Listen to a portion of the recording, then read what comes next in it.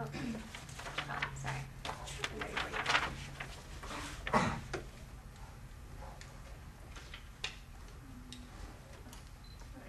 Hello, and welcome to KIWI, broadcasted live from Fruitland, Iowa, where we bring you the juiciest news. I'm Chris Simmons. I'm B. Nana. I'm April Cott. I'm Layman. And I'm Candy Lowe. First up on today's broadcast, we'll hear Ms. Simmons' report regarding the last-minute decision on federal budget cuts, followed by B. Nana's national story on the Space Shuttle program. Here's Chris Simmons with the top story. Thank you, Ms. Lowe. On Thursday, April 14th, the Senate voted overwhelmingly to pass legislation funding the federal government for the remainder of 2011. The bill is the product of an 11th-hour compromise that averted the first government shutdown in 15 years. The legislation would make cuts of nearly $38 billion from the 2011 spending plan, $23 billion less than the House Republicans had wanted. House Speaker John Boehner, who negotiated the deal with the Senate Democrats in the White House, made his final pitch Thursday afternoon.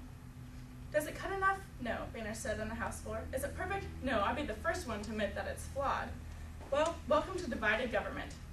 The vote was particularly difficult for the 87 GOP freshmen who made slashing federal spending the cornerstone of their election campaigns. Some said they were struggling with the vote right up until the last hour, until ultimately the House passed the bill 260 to 167, with 59 House Republicans voting against the bill. President Obama, who had initially resisted many of the cuts, is expected to sign the legislation. Someone should tell President Obama, when life gives you lemons, cut them. Get it? Budget? Cut? Lemon? Okay. Moving on to B. Nana's national story. Thanks, April. As the Space Shuttle program draws to a close, NASA has made decisions regarding the new homes of Discovery, Endeavour, Atlantis, and Enterprise. Museums around the country will soon have new displays featuring these craft. But after all they have done for the space program, Houston will remain without a shuttle. Quote, "We disagree with this decision," unquote, wrote the spouses of several Houston astronauts who died in the Challenger and Columbia tragedies. They then added that they, quote, "will persevere in our support of space exploration, just as we have done in the past," unquote. NASA's new plan involves a trip to an asteroid and then Mars. They hope to have both goals accomplished before 2040. The deeper humans go into space and the more they investigate its phenomena, the more they will hopefully turn to God. Just as Romans 1:20 says, "For since the creation of the world, God's invisible qualities, his eternal power and divine nature, have been clearly seen, being understood from what has been made, so that people are without excuse."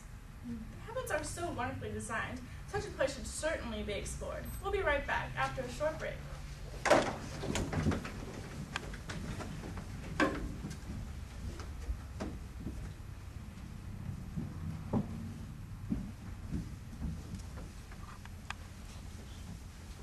Students get homesick when they're away at college. It can get awfully quiet without a parental figure around. That's why we have RoboMama. This fine invention provides so much like a real mother that you don't even know it. That bed will not make itself. No ice cream for breakfast. Your paper is due tomorrow. Having a bad day? RoboMama is there to take away the pain. He broke up with me. I thought he was the one. It will be okay. Initiating smother mode. I'm not breathing. All this and more with RoboMama. Batteries not included.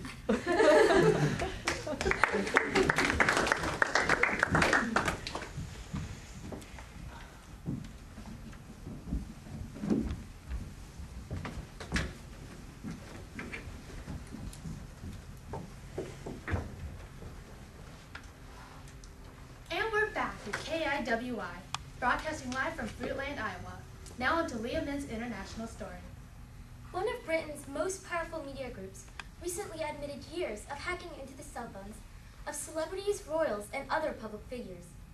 This rumor was confirmed when News of the World, the United Kingdom's high-selling newspaper, offered an unreserved apology to those who had been hacked. The newspaper had paid private investigators to hack into the voicemails of people's cell phones. So far, 8 people, including actress Sienna Miller and former Culture Secretary Tessa Joel, have been identified among those who had been hacked. The Sunday Telegraph determined that the privacy of as many as 100 people may have been violated. The owner of the newspaper, James Murdoch, has agreed to set aside a £20 million fund to compensate those individuals. I can't believe that group would sink so low. It makes you wonder about the newspaper companies here in the United States. It sure does, April. Next up, we have Candy Lope's story about an unexpected surprise in the mail that will probably have you thinking twice next time you talk about slow postal service. Candy? Thanks, Bee. A postcard was delivered nearly 46 years late to Vasilia Mazota in Carmel, Connecticut. She received this postcard with no postage, no street address, not even a zip code. It was sent from her grandfather in Athens, Greece, and arrived at her house with a special Easter greeting addressed to the Greek rendition of Miss Mazzota's maiden name. The U.S. Postal Service is still baffled as how it even arrived at her house. Well, Candy, that must have been a sweet surprise. Next up, April Cott's feature story. Thank you, Miss Simon. You may have heard of a walkathon before, but have you ever heard of a workathon? Well, on April 18th, 300 Loganville Christian Academy students will go on a workathon to raise money for their school. They'll be completing 36 community projects such as helping with nursing home residents, maintenance, and yard work. Shannon Browning, one of the organizers of the event, says, "Our mission statement as a school is to prepare students academically, spiritually, and socially for God's call in their lives. We want our students to be active in the community, and some of them just don't know how to get started. The hope is that this event will expose them to service opportunities and that those students will continue to serve in their own time as a result. Through this workathon, not only are students able to help their community and make money for their school, they're also given the opportunity to gain godly characteristics that could change the future of their generation." Sounds like those students are leading very fruitful lives. And now, a word from our sponsors.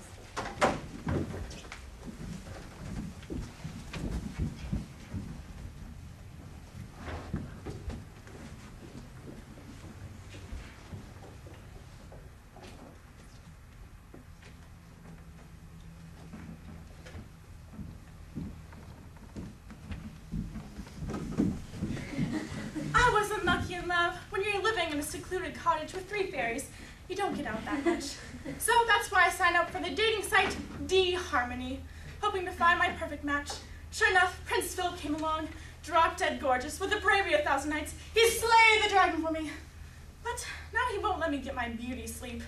So much for a perfect ending.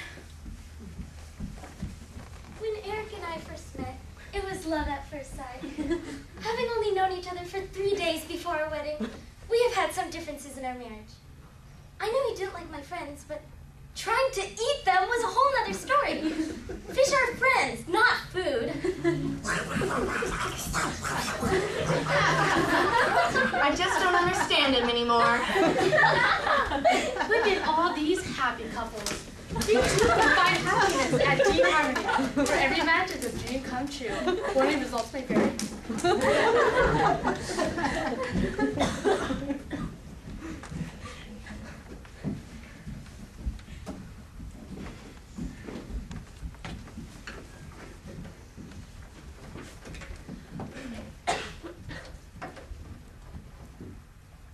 And welcome back to KIWI.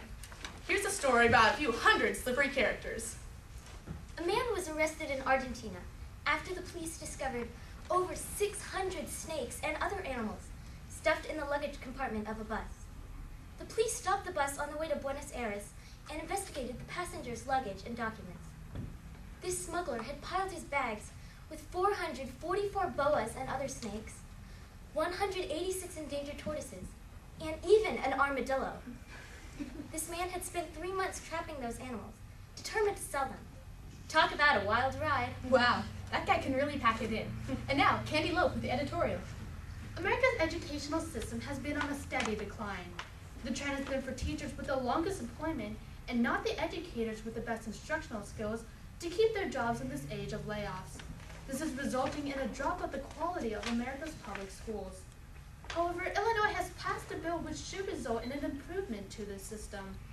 According to the new bill, the best teachers will stay teachers, regardless of how long they've been at the school. Proverbs 1:8 advises children to, quote, "Listen, my son, to your father's instruction, and do not forsake your mother's teaching," end quote.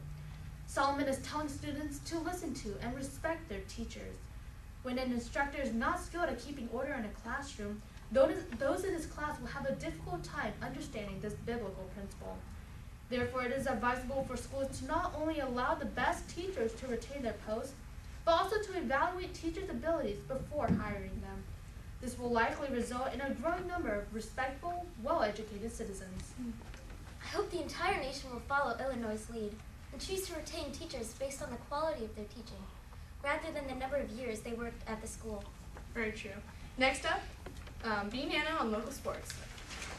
Southern Californian Pee Wee football coach Cybele Savanea got violent last week against Mark Cannon, the parent of an opposing player. It seems that Cannon was attempting to convince one of Savanea's players to come play for the opposing team.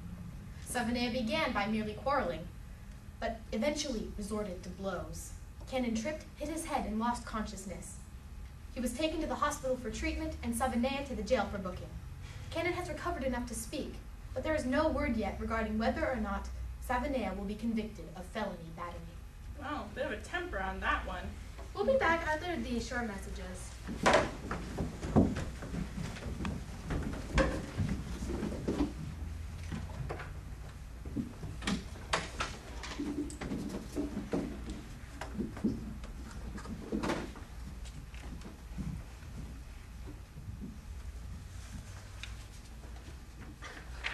I can't eat this.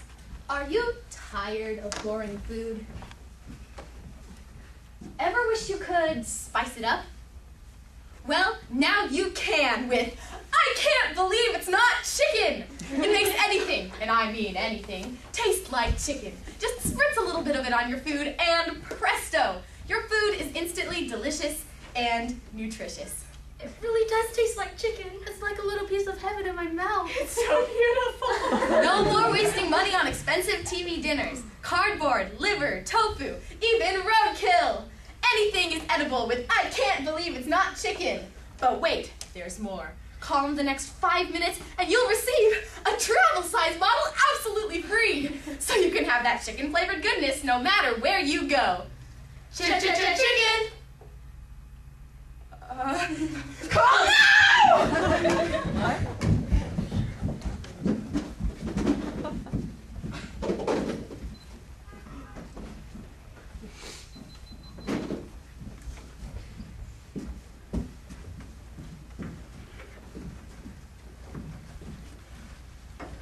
And we're back at KIWI. Here's Persimmon with a story about a toddler that had some apple juice that made him go bananas. Thanks, Bee. In stories of underage drinking, one usually thinks of a group of rebellious teenagers at wild parties. But for the Dill Reese family, it started out as a family dinner at Applebee's. Taylor Dill Reese ordered apple juice for her 15-month-old son. When the boy started acting strange, she took a swig from a sippy cup, realizing it wasn't apple juice her son was consuming. They then rushed him to the hospital, finding out the boy's alcohol level was at 0.1%. If he had drank the whole cup, he could have died. It appears to have been merely an accident when a leftover margarita was mistakenly labeled as apple juice. Well, I'm glad he's okay. Now, here's April Cott with a story about a new scent that's sure to delight the senses. A perfume company called Fargenet Incorporated has recently launched their newest fragrance called Bacon, pronounced Bacon. No, that isn't some strange foreign name that happens to be spelled like one of America's favorite breakfast foods. It really is referring to what you think it is. This product is actually designed to smell like bacon. This company proclaims that 11 essential oils, flowers, and herbs, mixed in with a hint of bacon, combine to create a mouth-watering cologne. Talk about your sizzling scents. Never thought I'd hear something like that. Yes, not until pigs fly. I love my job. I'm Candy Lowe. I'm Leia Min. I'm April Cott. I'm B. Nana. And I'm Chris Simmons. This has been KIWI, broadcasted live from Fruitland, Iowa, where we always bring you the juiciest news. Thank you.